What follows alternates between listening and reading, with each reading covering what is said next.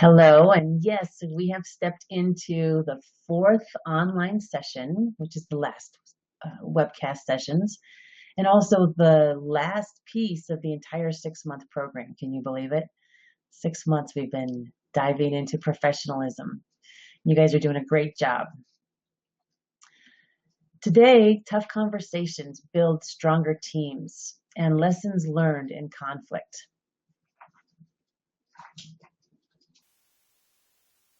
And it's true, teams can step into tough conversations and there can be lessons learned and positive outcomes. And it seems really strange to think that on the other side of a tough conversation that there's a stronger team, but I guarantee you there is. And there is hope. So during this final session, we will tackle a few tough conversations together. We will show how the benefits of bringing hard conversations to light can be respectful and also full of grace. Some of the things that you may want to download prior to our going forward will be the activities, the questions. We also have notes and an outline of team role playing.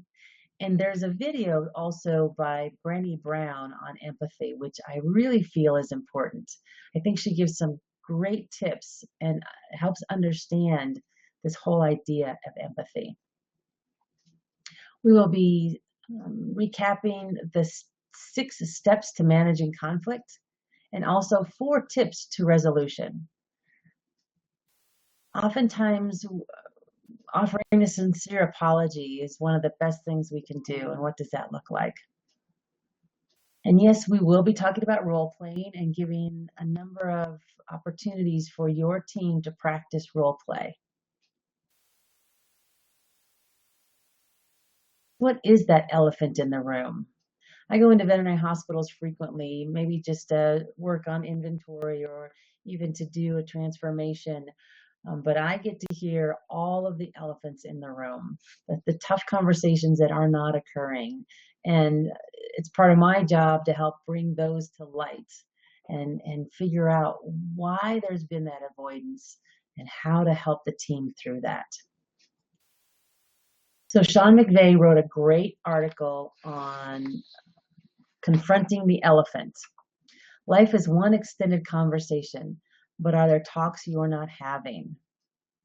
And he goes on in his article to talk about that there are opportunities for coaching in these conversations, but there's confrontational conversations. Oftentimes things are not occurring through delegation.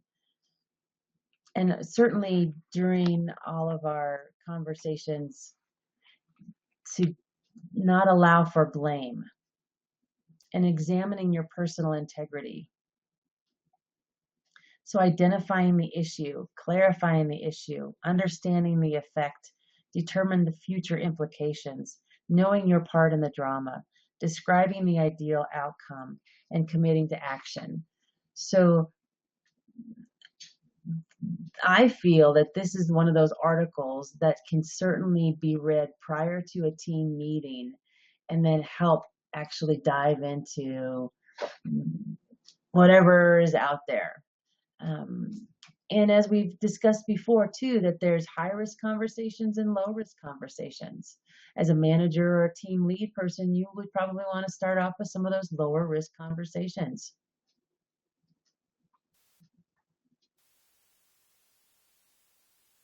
So personally, what conversations are you not having within your team, with your clients or management?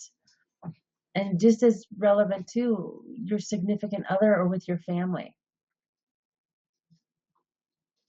On your exercise sheet, I've asked you to identify 2 conversations you're avoiding. And then tell me why you're avoiding them. Because simply avoidance does not work. And that's the truth. Avoidance does not work. Simply continuing to sweep it under the rug, that small little lump will turn into a mountain. And we definitely want to speak with people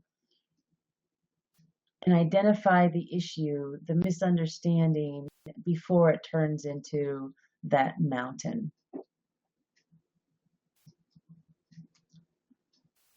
In the past, we've talked about empathy. And in your notes, I've pulled out some information from Dr. Cindy Adams. And she says, and this is certainly true for veterinary teams as well, many people are terrified of empathy. Maybe we fear it's on the edge of counseling, or maybe because it doesn't feel like it fits in a clinical team. Don't fool yourself. Empathy statements are the strongest ingredient in building relationships with people. There's no formula for when to use them. Look for opportunities to communicate your understanding of some situation, dilemma, or conflict. We don't use this technique nearly enough, and that's a shame. Practicing empathy makes for a more efficient visit and helps clients feel more connected. And I just wanted to explain to you, I had a story or an experience last night even. A girlfriend of mine, her car broke down. Well, we just happened to have another car that she could use. And even though we gave her this vehicle and we were supporting her in all of this, I was trying to be empathetic. And even in the middle of that, because I watched Brené Brown's empathy video, I started a sentence with, well, at least you've got a car now, which wasn't that empathetic at all in reflection. And I did stop myself from continuing the sentence in that moment. But I really want you to listen to the video, because she gives some really good excuses and some really good, well, at least this and at least not that, and how we aren't being empathetic at all, even though we think we are.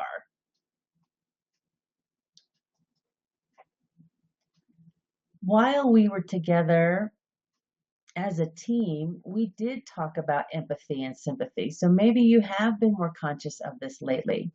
In the examples I provided earlier, I explained how most veterinary team members can be empathetic when a family brings in a pet for euthanasia, because we've been through that experience. Now, my example of sympathy is that of a person in the military coming home to his family after being gone for a long period of time. And I can only sympathize with that because I haven't really truly experienced that, although it must be very heartfelt and very touching. So again, this whole idea of empathy and sympathy and being more empathetic with our clients. So on your example and in your worksheet, I've asked for you to write out an example of when you empathized with a client or a coworker, and what did that look like? And sometimes to empathize means saying nothing at all. It just means being there and being supportive, being understanding, allowing for that person to be heard can be showing empathy. So please write out some examples of when you've empathized with a client or coworker.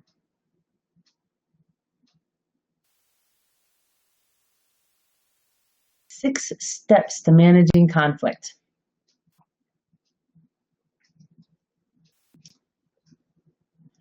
So we've talked about these in the past. I just wanted to recap them because it's good to understand that conflict is inevitable and picking your battles may help. So in that light, something that bugs you today or what you see as an issue today, if you sleep on it, may not be an issue any longer tomorrow. So is this the hill that you're going to die on today?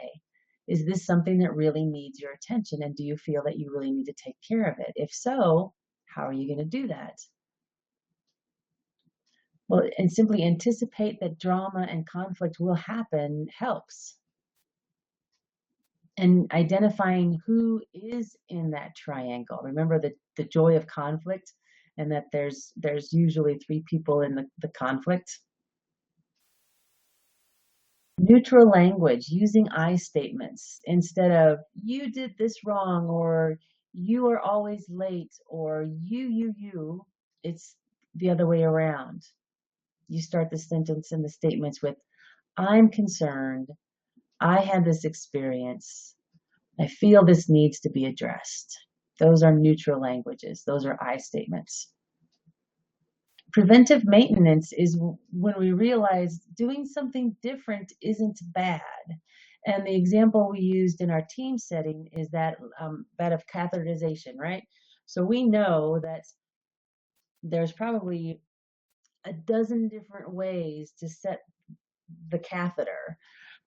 The point for that is that the catheter is set for a short-term treatment, maybe an hour-long surgery procedure, or maybe a 3-day long-term care. The standard is that it stays patent that period of time. How it gets done and applied does not matter. So remembering that how things are done differently, that's not bad, just as long as the standard of excellence is there and identified and met. The whole idea around active listening is that we have 2 ears and 1 mouth. And in that statement earlier about empathy, sometimes people just want to be heard. And so for us to listen is a valuable exercise and valuable in and of itself. So through all of this, if you decide that something needs to happen, then take action, do something, and continue to hold yourself accountable, which was our whole last month session on accountability. How are you doing, matter of fact, on accountability? Your veterinary hospital may have a plan so that as team members, when there is conflict, how do you bring that forth? So be sure to find out what your employee handbook says and how your team has been invited to step into conflict resolution. Oftentimes, it's simply what we just talked about is identifying that there's an issue, having a conversation one-on-one. What does it look like? I saw this example. I feel that this could have been done better. How are we going to resolve this? One-on-one. That's the best way to get that done. That's stepping into a tough conversation with grace and respect, and practicing these even during team meetings. And then the handbook may continue to outline, well, if that's not working out, that one-on-one, then you would ask for a supervisor to participate and maybe mediate. And if that's not working out, it just keeps going up and down, up the ladder. So please address the employee handbook and see what it says to help support you in this. So here we come to this whole idea of role playing and how it can be useful in a team setting. In your notes, there is a page on plan of engagement. And I do feel that team role playing is beneficial. I've offered it and worked with many different practices with this. One of the first things we instituted one time was what we called ring ring. So we asked the team members, what conversations do you field on the phone that are difficult, and how can we help you through that? So consider exercise in ring ring.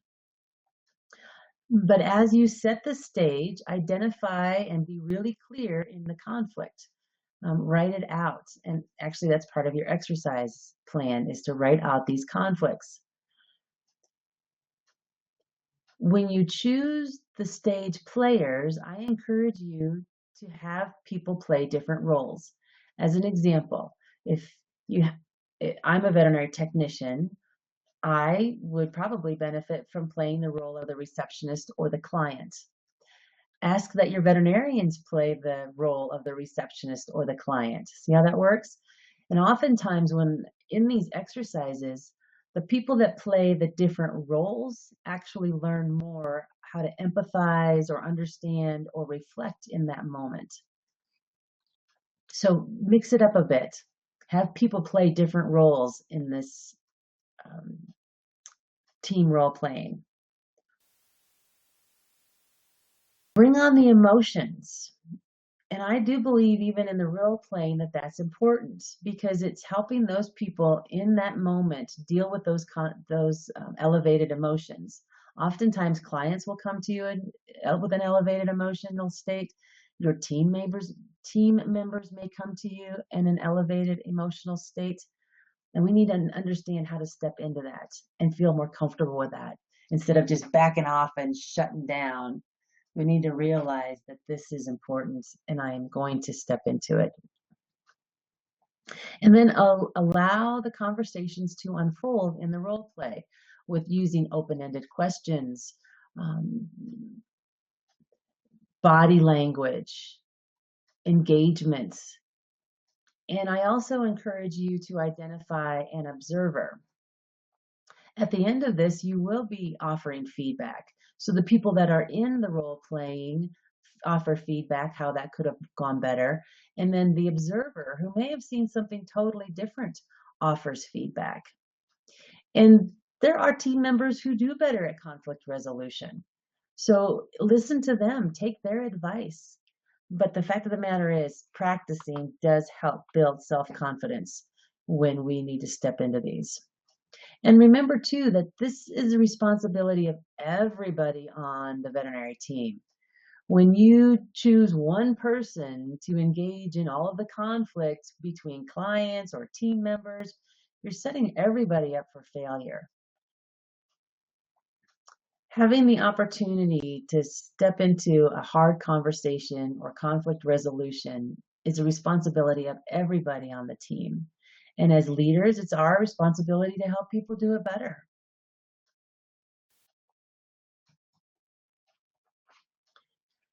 Here are 4 tips for resolution. Now, as I mentioned, there's different levels of emotion. So gauge that and step into it at the appropriate level. If your client is coming to you and they are ragingly mad, you don't step in at this really low, mellow, disengaged place. That's going to piss them off even more. So you need to realize, where am I going to step into this? But ultimately, you're going to stay calmer and choose that place. And be aware of your voice and your inflections and your body language. You're going to focus on the problem, not the person that's bringing forth the problem. And do avoid name calling, blaming, and put downs. Truly listen to the story of the other person's experience, that active listening. Remember in that whole Steve Covey piece, The 7 Habits of Highly Effective People, seek first to understand, then be understood. So again, listen, mirror the conversation, express empathy when appropriate, and then help to commit to a resolution or find somebody who has the authority to help resolve the problem. And that's just equally as important. So we can all step into these difficult conversations, but we can also find the people that can help us solve it. Because if you can't change an invoice charge, you need to find somebody who can. That's just one example. There's going to be so many more when you start putting these together. So on to this idea of an apology and how to do it right. Most of the time, apologies do make things better, but they have to be done in sincerity. And oftentimes, the use of an apology is misunderstood, and we totally use the word sorry too much. We talked about that during our team meeting, our team gathering. So an apology is not about you. It is about making the situation better by helping the other person move from past resentments into working with you in the future. An apology does not make you weak. Rather, it gives you, it's not in the state of being in power either, but it's not making you weak to have an apology. And there are a number of examples in your handouts. So a sincere apology admits responsibility. You confess to your actions. I did it, and I'm taking responsibility of it. Just in that, the other person on the other side is relieved. And oftentimes you are too, because you've admitted it. You're taking responsibility for it. You express remorse or sorrow or regret. I apologize for, I'll put this one out there. I apologize for not tagging your pet to be properly cremated, and it went into that communal cremation. This will not happen again. That's making the amends. How can I make this right? And then the repentance piece. Promise that it won't happen again, or that there will be a change in a practice policy that this will not happen again. So a sincere apology takes in all of these accounts: admitting responsibility, expressing remorse, making amends, and then the repentance piece. So you've got this, and there's so many more tools in your materials to read. I would really recommend going through the do's and don'ts with your team of